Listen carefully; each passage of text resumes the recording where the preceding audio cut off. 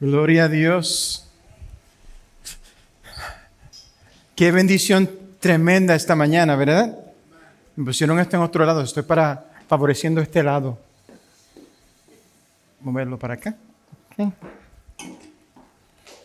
Gloria a Dios. Vamos a estar callados. Gloria a Dios. Amén, amén. Vamos a orar. Amantísimo Dios, venimos delante de ti en esta mañana dándote las gracias porque se ha manifestado tu poder.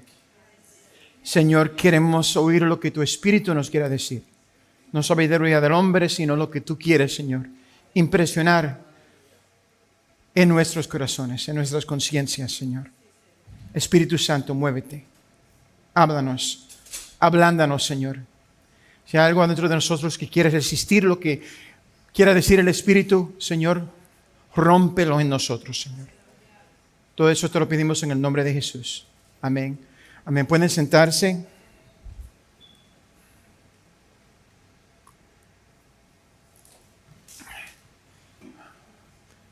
Mientras estaba orando, preparando el mensaje para hoy, el Señor me llevó una profecía que había escrito años atrás.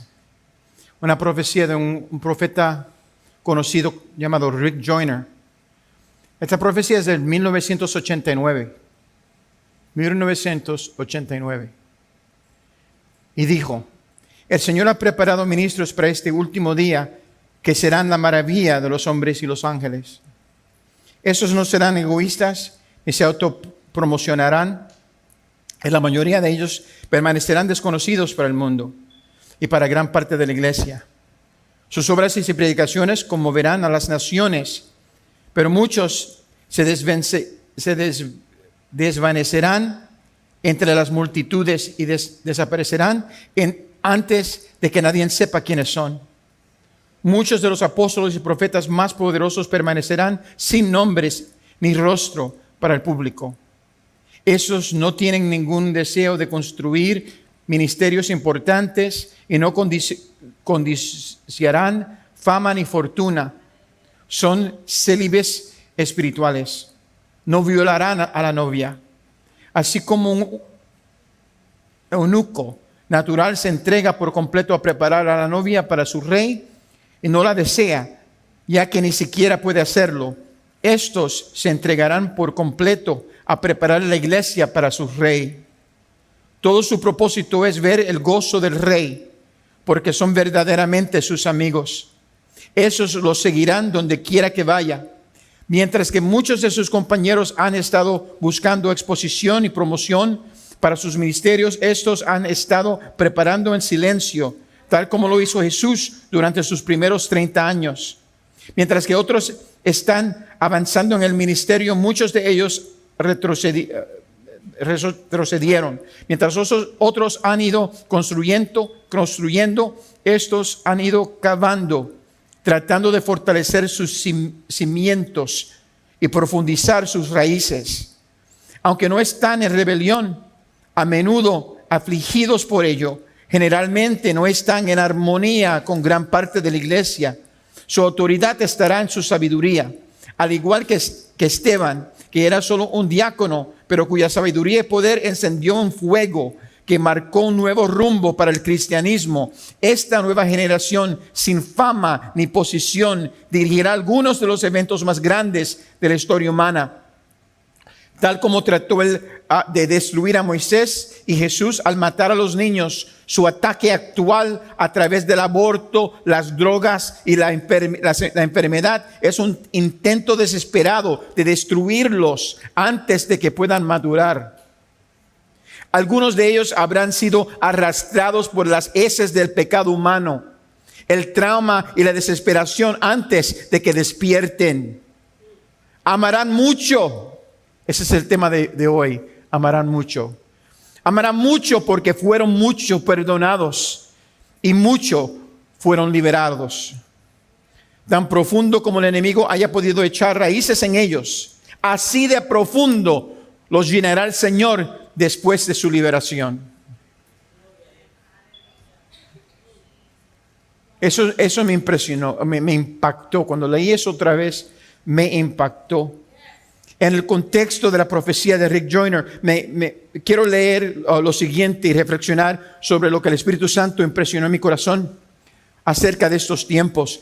Vayan conmigo, por favor, a Segunda de Reyes, capítulo 6. Comenzando en el primer versículo, y dice: un día los miembros de la comunidad de los profetas le dijeron a Eliseo: ¿cómo puede ver? El lugar donde ahora vivimos con ustedes no nos resulta pequeño. Es mejor que vayamos al Jordán. Allí podremos conseguir madera y construir un albergue. Bien, vayan, respondió Eliseo. Pero uno de ellos le pidió: acompañe usted, por favor, a sus servidores. Eliseo consintió en acompañarlos, y cuando llegaron al Jordán empezaron a cortar árboles. De pronto, al cortar un tronco, a uno de los profetas se le zafó el hacha y se le cayó en el río. Quiero que sepan quién está construyendo. Son los profetas que están construyendo. Los profetas que tienen el hacha en la mano. ¡Ay, maestro!, gritó. Ese hacha no era mía. ¿Dónde cayó?, preguntó el hombre de Dios. Cuando se le indicó el lugar, Eliseo cortó un palo y echándolo allí, representando la cruz de Jesús, hizo que el hacha saliera y flote. Sácala, ordenó Eliseo. Así que el hombre extendió el brazo y la sacó. Quiero hablar del hacha que estaba siendo usada por Dios, que se rompió y cayó en el agua. Y por el peso del hacha, por lo físico del hacha, bajó ese hacha a la profundidad del río. Y a veces, amados, que nosotros, ¿verdad?, nos rompemos y caemos, vamos a decir, en aguas espirituales, y puede que nos bajemos bien abajo. Pero cuando Dios interviene poderosamente, Él nos alza de la profundidad de la mar y nos levanta a la superficie. ¿Para qué? Para que podamos ser levantados y usados otra vez para construir el reino de Dios. Es importante que tengamos en mente. Me reveló la importancia de revisar las características del hacha, reflexionando en la profecía de Rick Joyner de 1989, que es para hoy. Y quiero hablar un poquito de esas características. Número 1, la cabeza del hacha era dura. La cabeza, por eso fue que cuando le dio, la golpeó y el hacha se salió del palo y cayó en el agua porque era dura. Una cabeza de hacha es eficaz para ayudar a construir porque es más dura que las superficies que la rodean. Repito, el hacha es eficaz porque es más dura que las superficies que la rodean. Puede desgarrar otras cosas porque es más resistente a ellas que ellas al hacha. Se puede decir eso de nosotros espiritualmente. Somos suficientemente duros, amén, para impresionar al mundo y no dejar que el mundo nos afecte a nosotros. El apóstol Pablo nos dice en 2 Corintios capítulo 10, porque las armas de nuestra milicia no son carnales, sino poderosas en Dios para la destrucción de fortalezas. ¿Qué fortalezas? Las fortalezas que ha edificado el enemigo. Dios nos ha mandado no solamente a edificar el reino, sino a romper las fortalezas del enemigo. Y amados, lo que Dios ha puesto en nuestras manos, lo que Él te ha dado a ti y a mí, aunque ahora quizás no lo aprecie y no lo entienda, es lo suficientemente fuerte para hacer el trabajo que Él nos ha encomendado, siempre y cuando permanezca en nuestras manos. Eso es lo que el diablo quiere hacer, sacar el hacha de la mano. a lo que llegaremos un poco más tarde en el mensaje. En términos del hacha o cualquier herramienta, está hecha para funcionar bajo presión, bajo violencia. No importa la herramienta. La herramienta se usa porque se necesita, porque la fuerza humana no es suficiente para hacer lo que se tiene que hacer. Por eso es que se usa una herramienta. Está diseñado de esa manera. En primer lugar, está hecho de acero. La hacha está hecha de acero que está endurecido. Típicamente no es algo que queremos que generalmente se ve como una característica espiritual que debemos anhelar, ¿verdad? Es ser duros. Pero amados, cuando viene el diablo, tenemos que ser duros. Cuando vienen las cosas del infierno, tenemos que ser duros.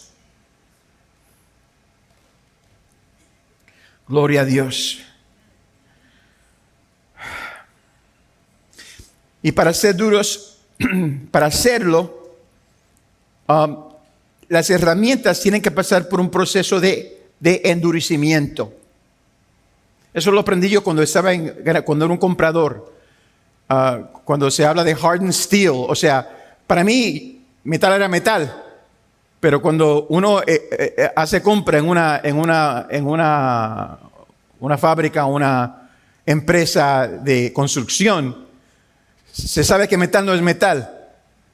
Y hasta las endurecidas a veces se rompen. O sea, si le dan suficiente empujo, ¿no? Se pueden romper también. Pero ¿qué determina?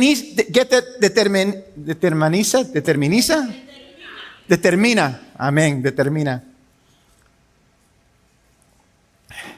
¿Qué es lo que endurece ese metal? Número uno, la cantidad de carbono en el metal. Necesitamos saber de qué está hecho el metal. Necesitamos permitir que el Espíritu Santo nos revele de qué estamos hechos, qué tenemos nosotros adentro de nosotros. Primero tenemos que establecer que el acero tiene un contenido de carbono lo suficientemente alto para permitir que se endurezca. El acero con bajo contenido de carbono no se puede endurecer.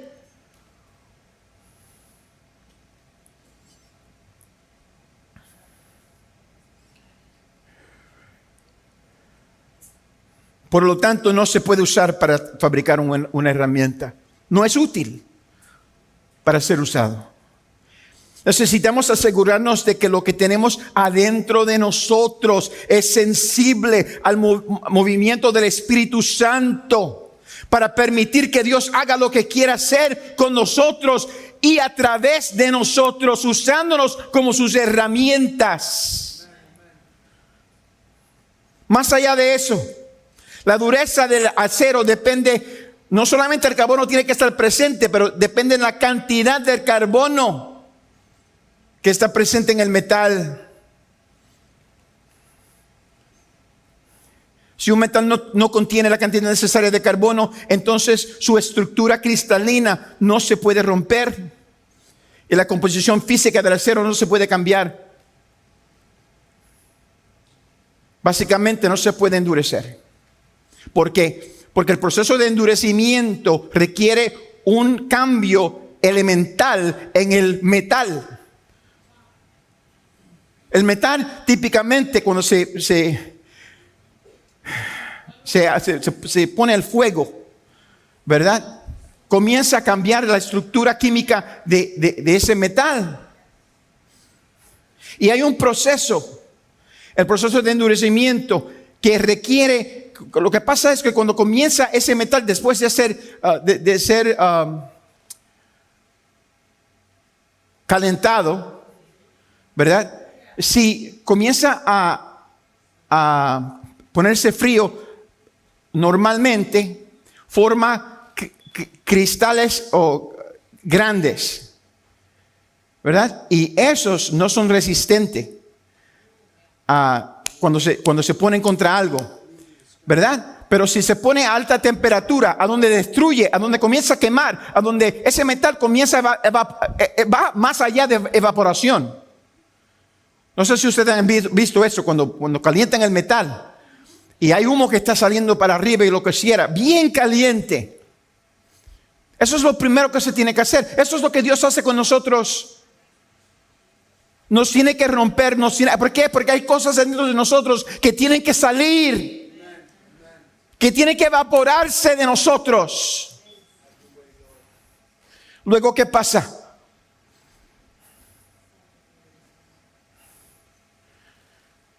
Primero se tiene que, como repito, a someter al metal a esos altos niveles de calor. Eso es a veces lo que Dios hace con nosotros.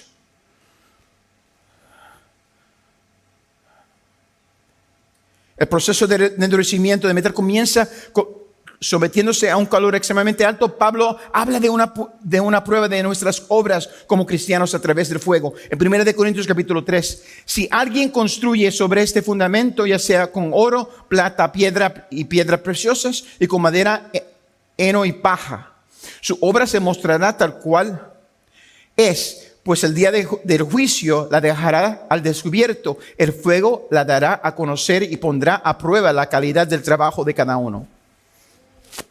El fuego es lo que prueba metal.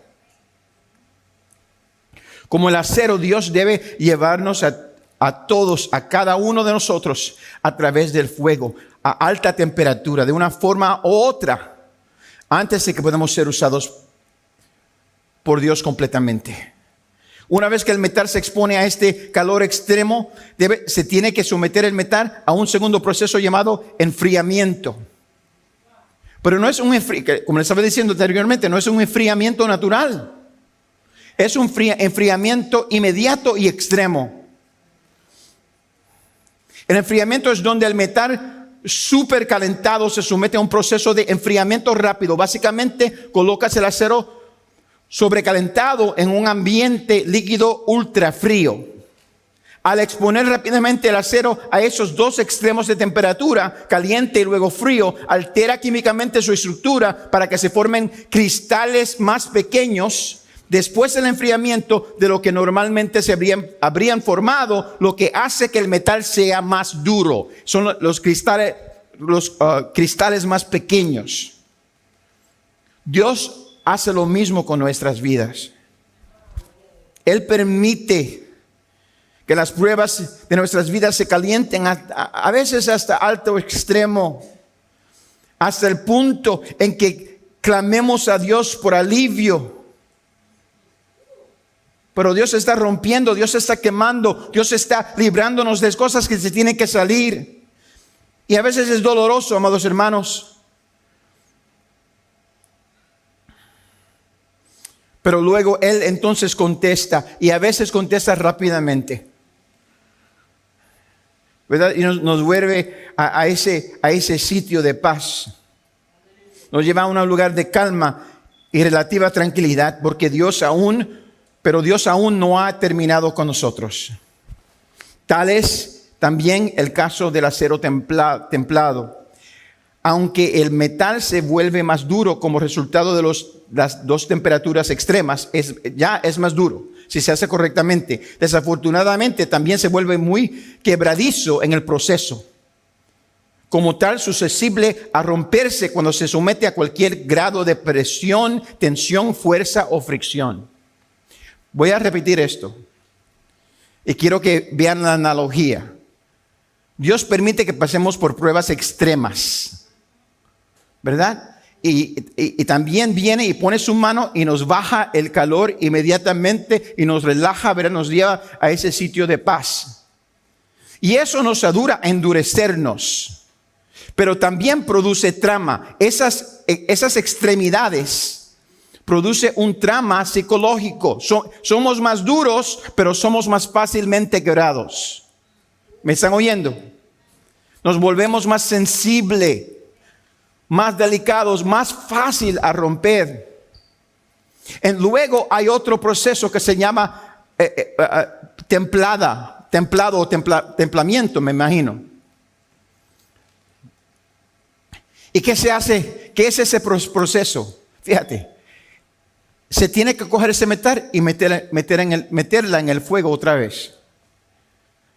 La pusimos en el fuego alto, estaba humo por donde quiera, se puso en un líquido ultra frío, baja la temperatura, se vuelve bien duro, pero fácil de romper.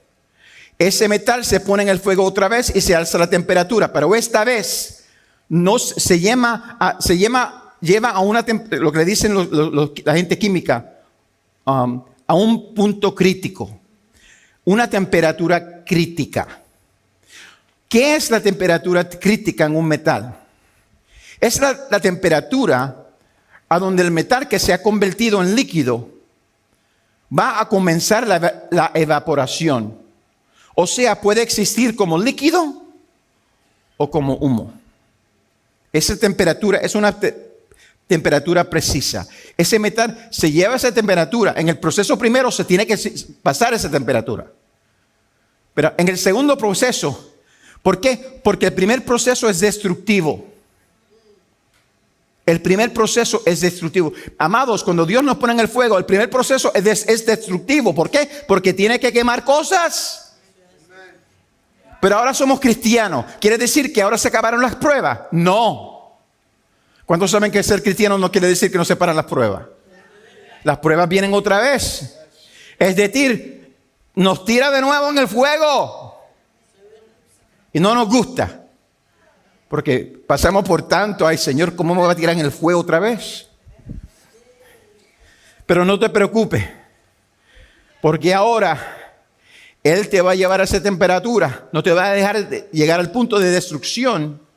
Luego va a parar el fuego y va a dejar que ese metal comience a bajar de temperatura de acuerdo al ambiente de que lo rodea.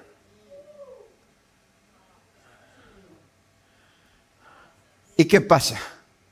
El metal permanece duro porque los cristales ya se establecieron en el primer proceso.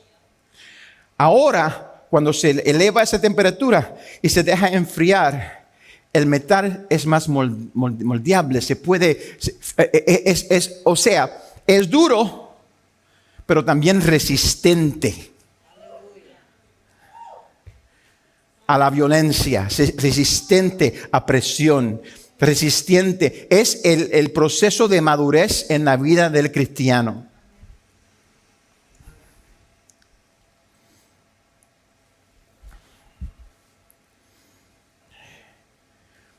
Es a través de ese proceso que Dios nos lleva a un sitio. Es interesante porque la palabra templanza es una palabra que la palabra de Dios utiliza en Gálatas 5:22-23 como un fruto del Espíritu. La misma palabra.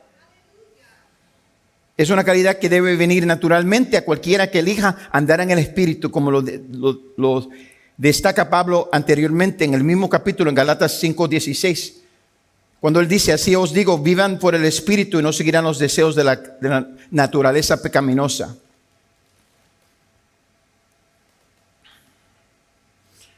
El proceso de templado reduce el exceso de dureza, ¿verdad? Y nos hace útiles en las manos del Señor. Número 2, la segunda característica. No solamente la hacha es dura, la hacha es ofensiva. No sirves el té con una hacha. Antes de la Segunda Guerra Mundial, la maquinaria militar de los Estados Unidos de América se conocía como el Departamento de Guerra. La mayoría de las batallas en las que participamos hasta ese momento dieron resultados positivos cuando se llamaba el Departamento de Guerra. Después de la Segunda Guerra Mundial, a un genio se le ocurrió la idea de cambiar el nombre al Departamento de Defensa. Por extraño que parezca, la mayoría de las batallas en las que nos involucramos a partir de entonces no fueron tan positivas. Amados, cualquier cosa que te propongas hacer, donde tu objeto final sea simplemente supervivencia o aguantar, está condenado al fracaso. Repito, cualquier cosa que te propongas hacer donde tu objetivo final sea simplemente supervivencia o aguantar, está condenado al fracaso. Esto sería cierto para tu matrimonio, tu carrera, tu iglesia, lo que sea. Dios espera que tomemos la ofensiva, incluso en versos como Santiago 4:7. Así que sométanse a Dios, resistan al diablo y de vosotros huirá. La palabra resistir aquí es la palabra en griega atistemi, que significa oponerse o estar en contra. No es una palabra defensiva, sino que implica una oposición activa. Eso es lo que tenemos que hacer con el diablo, según la palabra de Dios, que nos dice si lo golpeas, si empujas en contra de él, huirá. Cuando luchas contra el diablo, tenemos que luchar para ganar. Nuestro objetivo nunca debe ser el paz o la paz. Siempre debe ser la victoria. Porque sin victoria no hay paz. La próxima característica de la cabeza del hacha o del hacha es que era prestada. Amados, no nos pertenece. Mira a tu vecino y dígale, no es tuyo. Los dones de Dios que Dios nos da no nos pertenecen. Simplemente nos confía estos dones por un periodo de tiempo. Pablo nos dice a través de su carta a la iglesia de Efesios, dice, porque somos, Efesios 2:10, porque somos hechura de Dios, creados en Cristo Jesús, para buenas obras, las cuales Dios dispuso de antemano a fin de que la pongamos en práctica. Dios te da lo que tienes, no para que lo guardes, sino para que lo devuelvas o lo des. Él nos creó para hacer aquellas cosas para las cuales somos diseñados, como la herramienta. El término de lo que usamos para hacer el trabajo en términos de lo que usamos para hacer el trabajo, no tiene que pertenecernos. La historia de la espada de David y Goliat es un buen ejemplo de esto. ¿Qué pasó? Se lo voy a relatar en 1 Samuel capítulo 17. ¿Qué hace?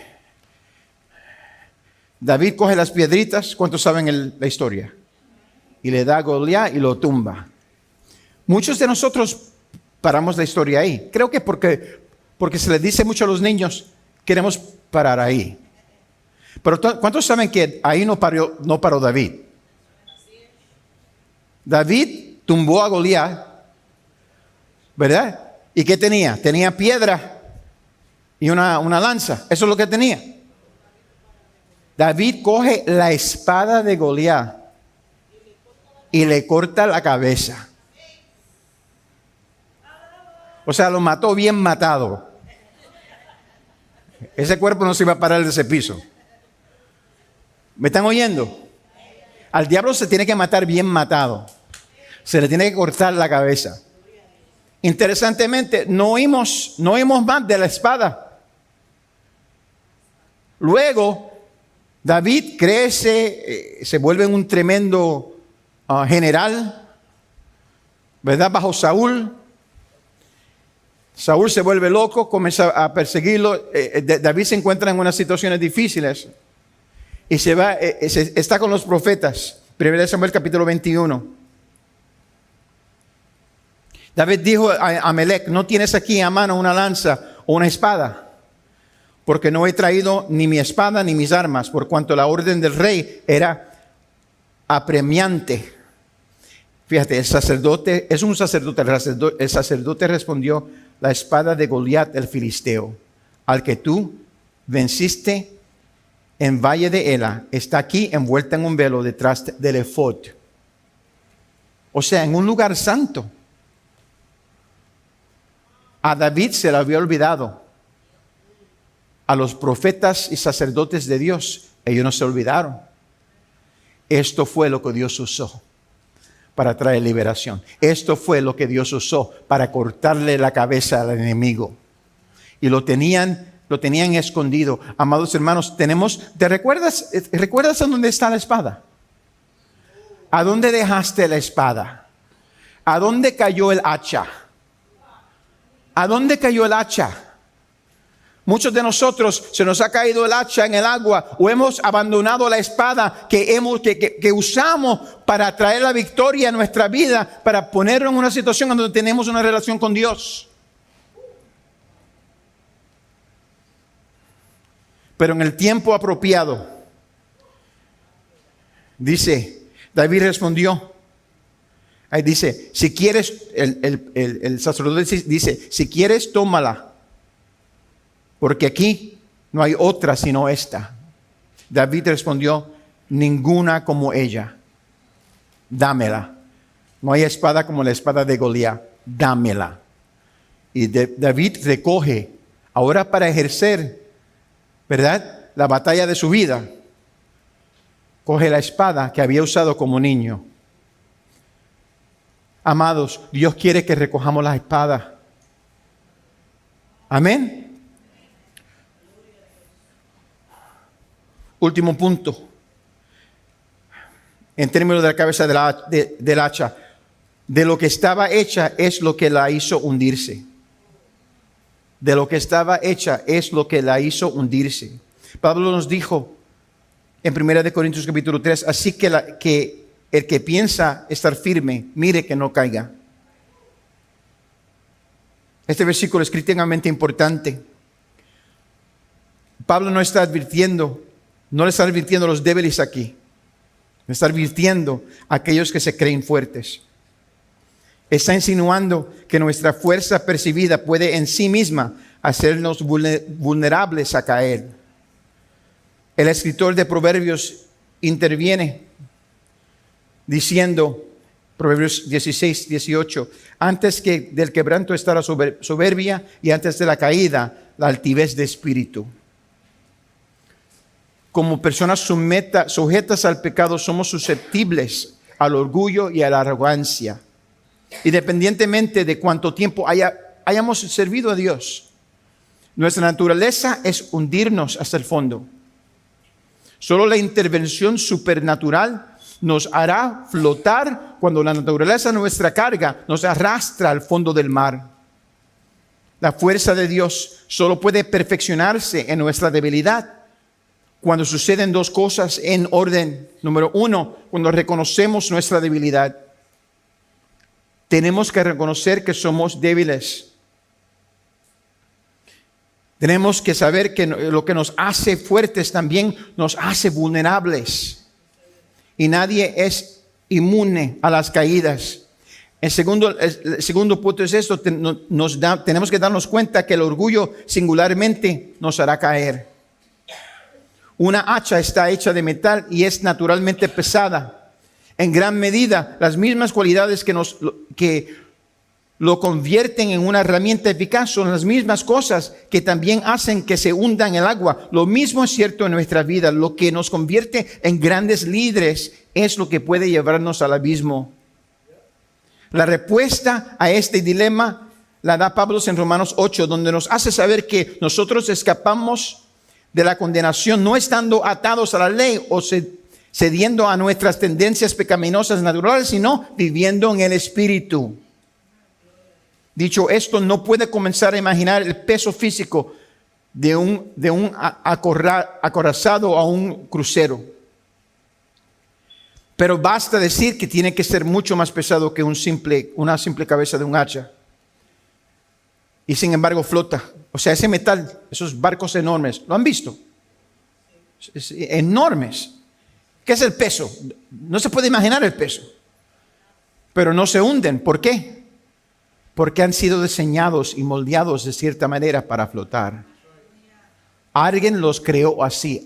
Ese metal tan fuerte fue moldeado para que pueda flotar. Amados, Dios te ha moldeado, Dios ha cambiado tu vida a través de las pruebas, a través del fuego. a través del toque de Dios, para que no te hundas, sino que para que puedas flotar, para que Dios te pueda usar. En la última parte de la profecía que dio el profeta del cual había hablado, dice: algunos de ellos habrán sido arrastrados por las heces del pecado humano, el trama y la desesperación antes de que despierten. ¿Cuántos se recuerdan que yo estaba enseñando y dije que hay gente que va a venir, que eran homosexuales, que el Señor lo va a cambiar y lo va a llenar del Espíritu Santo? ¿Me están oyendo?